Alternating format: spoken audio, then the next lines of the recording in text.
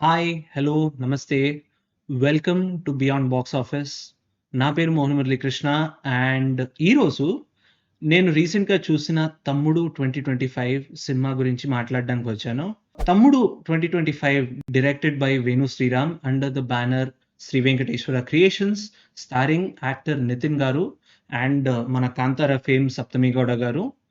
క్లుప్తంగా చెప్పాలి అంటే నాకు సినిమా అంతగా ఎక్కలేదండి. దానికి చాలా కారణాలున్నాయి. బట్ ఫస్ట్‌లీ ఆన్ పేపర్ ఈ సినిమా చాలా బ్రిలియంట్ ఐడియా.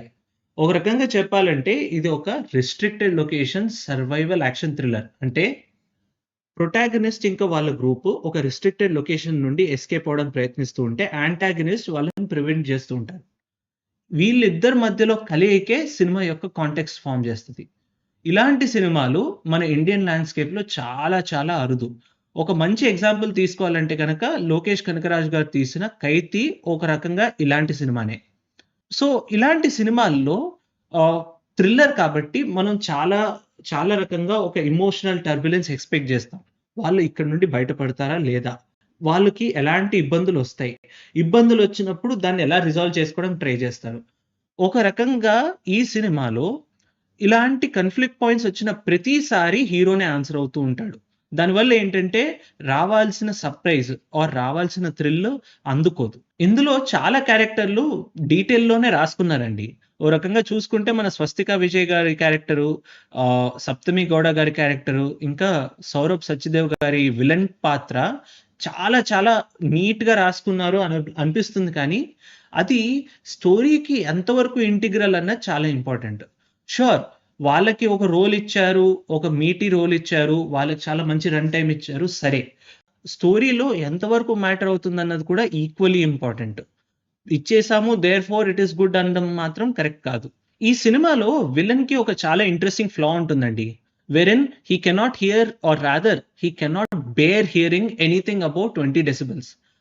ప్రాబ్లమ్ ఏంటంటే this flaw is only given to the villain only so thought he can be beaten using the same thing in the climax. దానికంటే ఆ ఫ్లాకి ఎలాంటి purpose ఉండదు. దానికి ఎలాంటి depth ఉండదు. ఆన్ టాప్ ఆఫ్ థాట్ ఒక్కసారి ఈ ఫ్లాని గుర్తుంచుకోండి. మనం మళ్ళీ మాట్లాడుకుందాం. ఇది గుర్తుపెట్టుకో, తర్వాత మాట్లాడుకుందాం. ఈ సినిమాలో కొన్ని లాజికల్ జస్టిఫికేషన్స్ అసలు అర్థం లేకుండా ఉంటాయండి. ఫర్ ఎగ్జాంపుల్ మన 'వర్ష బొల్లమ్మ' గారి క్యారెక్టరు, ఇంకా నితిన్ గారి క్యారెక్టర్ మధ్యలో ఉన్న ఇంటరాక్షన్ ఏంటి? వాళ్ళ రిలేషన్‌షిప్ ఏంటి అన్నది ఆల్‌మోస్ట్ త్రూఔట్ ద మూవీ చాలా కన్‌ఫ్యూజింగ్‌గా ఉంటుందండి. On top of thought when Saptami Gowda's character gets introduced into the film, everything goes into fray and somehow that particular arc is completely avoided. Coming to music, Ajaneesh Loknath garu ఒక lacklustre performance ఇచ్చారని చెప్పాలి. None of the score in the movie is stand out or memorable or compliments the movie as such. Sure, he is using a lot of his old instruments. You can hear a lot of drums that are very much continued from Mangalwaram era. And on top of that, నేను ఈ మధ్యే ఆయన పాత cinema 'రంగీతరంగా' చూసా. అందులో ఎన్నో చాలా చాలా మంచి బ్యూటిఫుల్ సైలెంట్ పాజెస్ ఉంటాయండి. Those I don't know, those silent pauses is quite missing in this film. And on top of that, the music is obscenely loud. As I previously said, మన villain గాడికి ఒక ఫ్లా ఉంది కదా! అజనీష్ లోక్నాథ్ గారి background స్కోర్‌కి villain spot dead అవుతాడు. అది పక్కా నా side నుండి రాసి పెట్టుకోండి. So, what did I like in this film? Well, firstly colour grading. Colour grading మాత్రం నిజం చెప్పాలంటే నేను ఆల్‌మోస్ట్ ఒక యెల్లో టింట్ ఎక్స్‌పెక్ట్ చేశానండి. Which is very much in use in some of the Tamil movies and some Telugu movies as well. Thankfully, they kept it super rich. They respected the forest environment that they were given, and it really paid off on screen. It looked really good.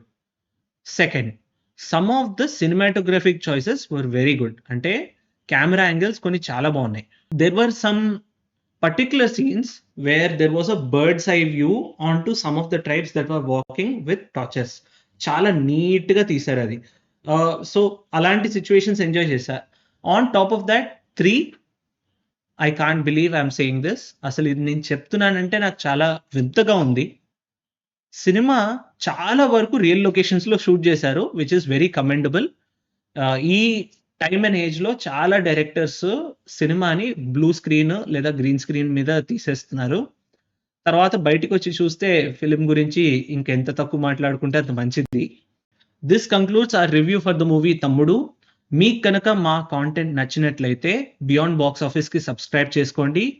అలానే మీరు కనుక cinema చూసుంటే మీ యొక్క opinions comment బాక్స్‌లో తెలియజేయండి. Until next time, by by.